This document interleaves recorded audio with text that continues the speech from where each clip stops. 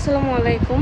যারা কোটা আন্দোলন করতেছিলেন, কোটা আন্দোলনটা এখন তো আপনাদের ওই দাবিটা পূরণ করা হয়েছে, বাট এখন এই আন্দোলন আপনারা বাড়াই যাচ্ছেন, আপনাদের একটার পর একটা দাবি বেড়েই যাচ্ছে।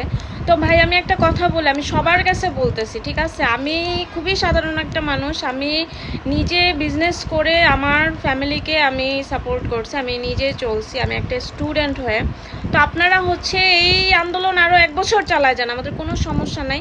কিন্তু ভাই প্লিজ আপনারা ঘরে ঘরে বাজার সদাই এগুলা পাঠায় দেন, ঠিক আছে? আমাদের ঘর ভাড়ার ব্যবস্থা আমাদের আপনারা আর্থিকভাবে টাকা পয়সা দিয়ে সহযোগিতা করেন, আমরা আরও 1 বছর ঘরে বসে থাকবো, ঠিক আছে? আমরা কিছু করব না, আমরা বসে বসে আন্দোলন দেখব, নিজেরা বসে থাকবো, কিচ্ছু করব না, ঠিক আছে? কিন্তু ভাই আমাদের ঘরে বাজার পৌঁছায় দেন, আমাদের এখন আমরা আর এভাবে আপনাদের এই আন্দোলনের জন্য, ঠিক আছে? আমি কি বলবো, এখন আমার মনে হয় যে এরা পাপা কি প্রিন্সেস বা পাপা কি প্রিন্স হবে, কিন্তু আমরা গরিব মানুষ যারা কাজ করে খাই তাদের অবস্থা খুব দুরবস্থা ভাই, বিশ্বাস করেন খুব দুরবস্থা। আমরা আমাদের কষ্টের কথা কাউকে বলতেও পারি না, কিছু করতেও পারি না। সো প্লিজ এগুলো এখন বন্ধ করেন, আমাদের বাঁচতে দেন প্লিজ।